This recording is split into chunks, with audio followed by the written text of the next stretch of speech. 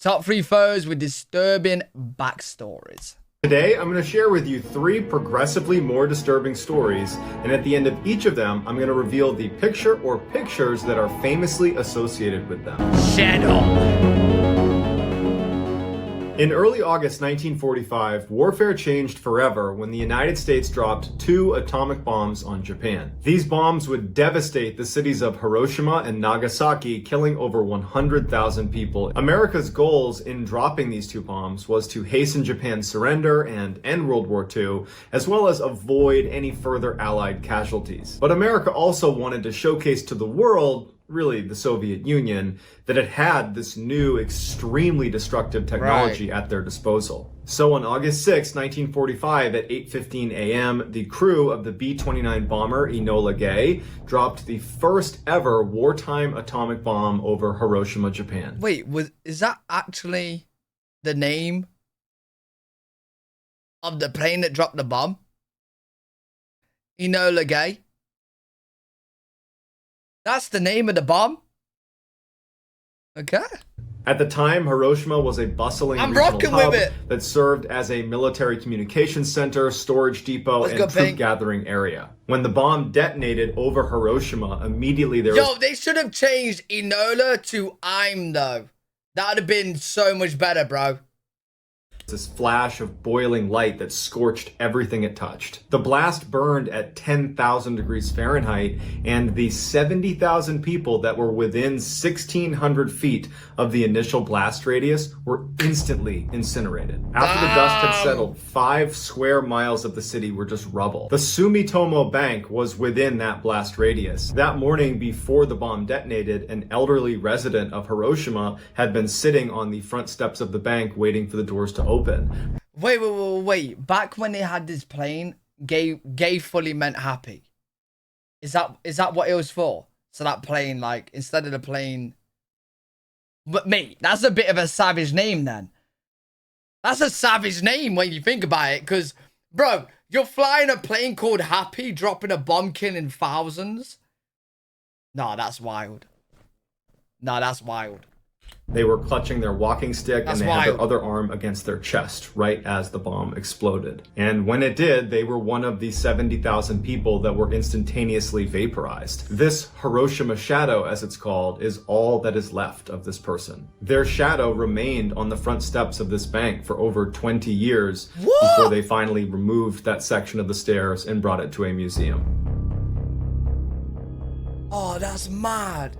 In 2008, famous inventor Peter Madsen, along with a former NASA contractor, began what they called the ultimate DIY project. Oh, the plane was the pilot's mom's name. Oh, okay. Copenhagen, Denmark. Their plan was to build a rocket ship from scratch and then fly it into space. This project made Madsen and his partner kind of like anti-establishment celebrities in Denmark. But by 2014, they still hadn't completed their rocket ship, and in fact, their efforts were stalled because Madsen and his partner had this really public, nasty falling out, and Madsen had actually left the project and moved literally across the street and set up his own rocket building project with a separate team. 3 years later, in 2017, a freelance journalist named Kim Val, who was staying in Copenhagen with her boyfriend at the time, heard about the rival rocket ship makers and wanted to do a story about them. In the 4 years Kim had been a freelance reporter, she had traveled to places like Haiti to write about practitioners of voodoo, to Sri Lanka to document the tourism that goes on their former battlefields from their long civil war. You know, if I was a billionaire, bro, I would build rockets. I wouldn't go in them just yet because, like, just in case they blow up, but I definitely would build rockets, bro. That would be so fun. War, and to Cuba to follow the underground network of people bringing TV and internet culture to the people. Kim was fascinated with what she called the undercurrents of rebellion, and here was just such a story literally down the road from where she was staying. She desperately wanted an interview with Madsen, but he was proving to be very difficult to get in touch with, and as months went on and still no luck, she was starting to lose hope that she would ever get to do this story. But on August 10th, 2017, the day before she and her boyfriend boyfriend were planning to leave Denmark, she got a text message from Madsen saying that not only would he do the interview, but he would do it that night while riding on his homemade submarine. Prior to being known for his rocket building escapades, it was this homemade submarine that really put him on the map of famous inventors. Kim immediately said yes, this is exactly what she was hoping for, and then some. The idea that she got to write from the submarine would only add to the story. Before she left, she asked her boyfriend if he wanted to come along, and he would say that he was really close to wanting to go, but their friends had thrown them this big going away party because they were going to leave the next day. And since Kim was already not going to be there, he told her he would stay with all their friends to make sure they weren't too upset, and that she should just go have a good time, and that he would see her in a few hours when she got back. Kim leaves their apartment and heads down to the dock to meet Madsen. No, there's definitely someone at the party that he fancies instead he's going to cheat. Bro, why else would you stay at the party, bro? Madsen would get on the homemade submarine at 7 p.m. Bro, you got the option to go with your girl on a submarine or go to just a party, like a goodbye party. Like what?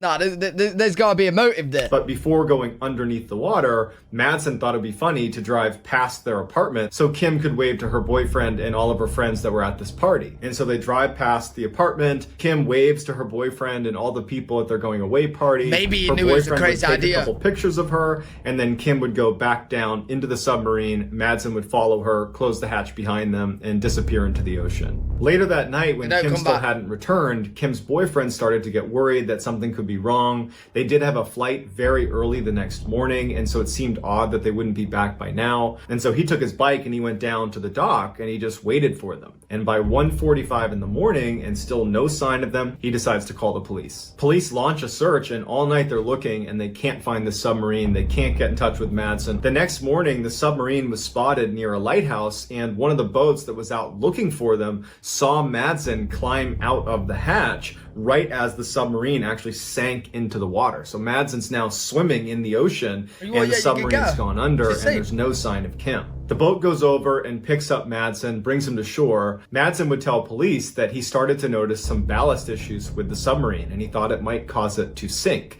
And so he took Kim to the surface and dropped her off at a nearby island. He went back down into the submarine to try call me an idiot, but won't you be okay if a submarine sinks? Like, isn't that the job of the submarine? Like, can't you just go down and get them out of there? They're in a submarine, you know what I mean? Can't you just get a crane? Get a crane, grab the submarine, bring it back up. To fix the issue. He said he couldn't do it, and he was only able to barely escape before the submarine ultimately sank. And if you just go over to that island right over there, you're bound to find Kim. But Kim was never on that island. This is the picture of Kim waving goodbye to her boyfriend and to the goodbye party. Right after this picture was taken, Kim and Madsen would go down into the submarine.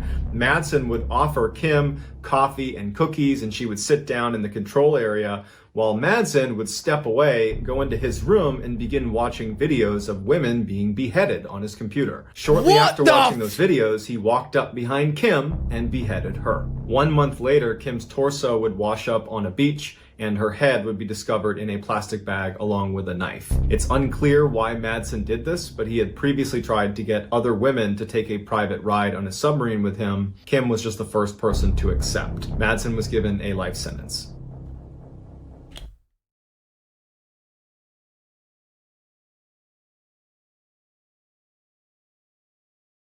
What the fuck is wrong with him? Yo, I was not expecting that, bro. I did not see that coming. Bro, that went from 0 to 100 really quick. Bro, what? In 1978, 16-year-old Bridget Geiger was waiting outside her home in Ohio. Yo, how did he not think he was gonna get caught, though? Like, it wasn't like any secret that you're going down there and then you're coming back out without her.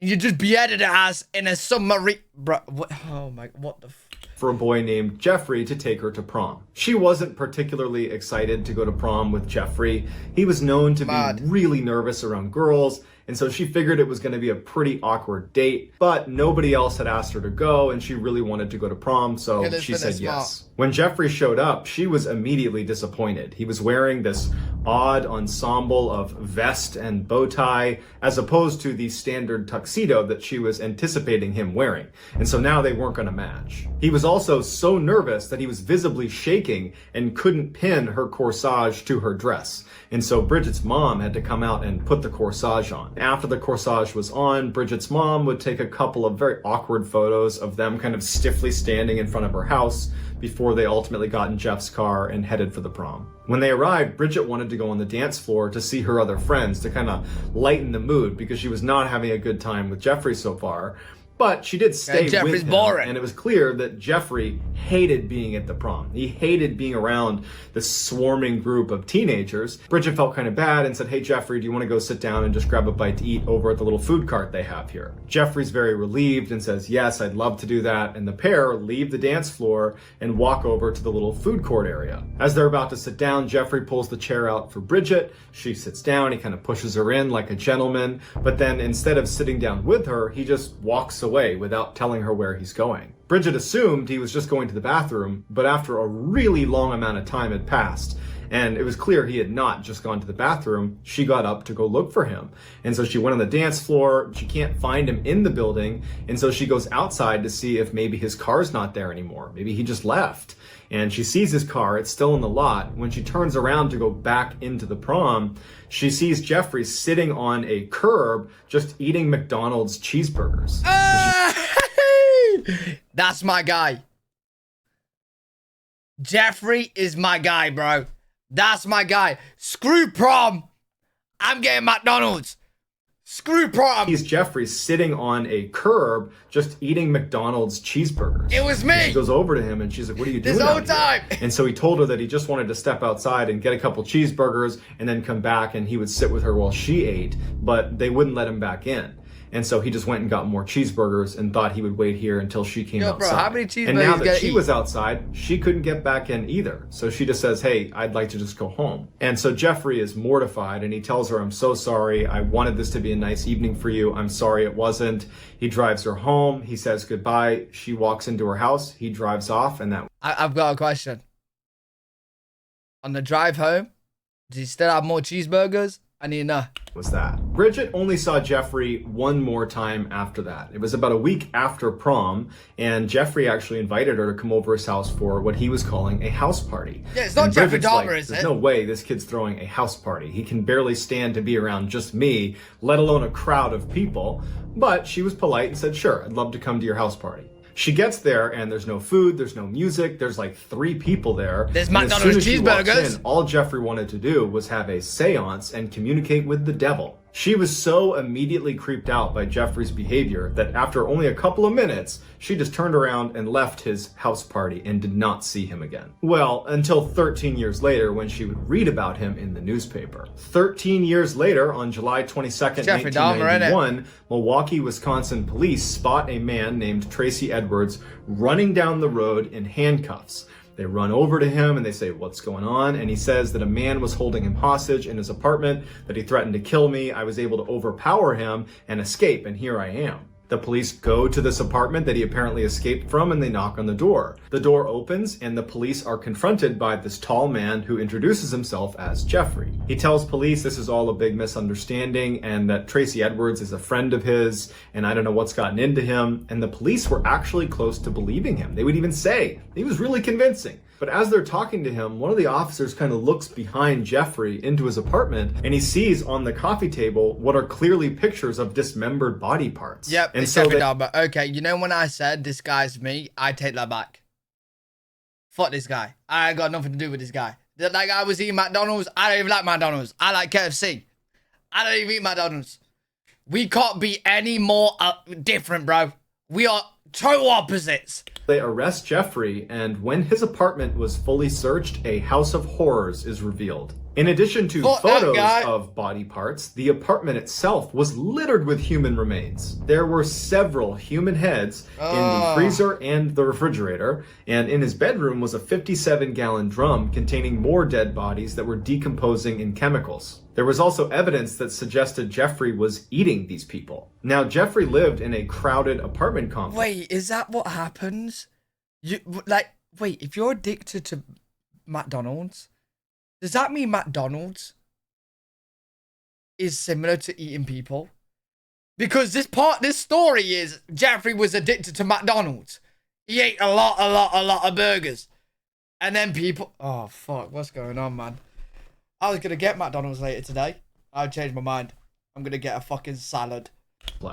And so other neighbors had complained about this awful smell coming from his room, but he had been able to explain it away and convince everybody that it was just some bad meat. However, the most horrifying revelation about how Jeffrey was able to conceal these horrible crimes he was committing in the middle of a city apartment would come a few days later. Apparently, 2 months before Tracy Edwards had run out of Jeffrey's apartment in handcuffs and flagged those officers down, another boy had left the apartment in handcuffs and was running down the road, and police stopped him. But the boy couldn't really speak. He wasn't able to articulate why he was there or what he was doing. And as police are talking to him, Jeffrey comes running up the road, flags the officers down, and thanks them for finding his boyfriend. They had gotten into a lover's quarrel and that everything was just fine. And so the police shrug it off and say, no problem, we'll even give you a ride back to your apartment. Yo, and so they drive the boy and Jeffrey back to Jeffrey's apartment. They watch them go inside and the police leave. But if the police had paid a little bit more attention, they would have seen there was a hole drilled in the back of his head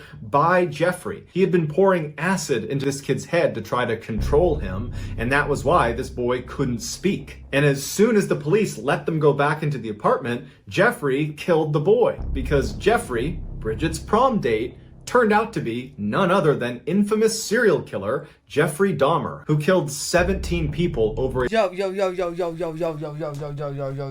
So you're telling me you go 2 miles over the speed limit and they're getting you a ticket. They're patting you down. They're touching everywhere, bro. They're touching everywhere, feeling everything. You're going to jail, bro. If you don't agree, ticket, you know what I'm saying?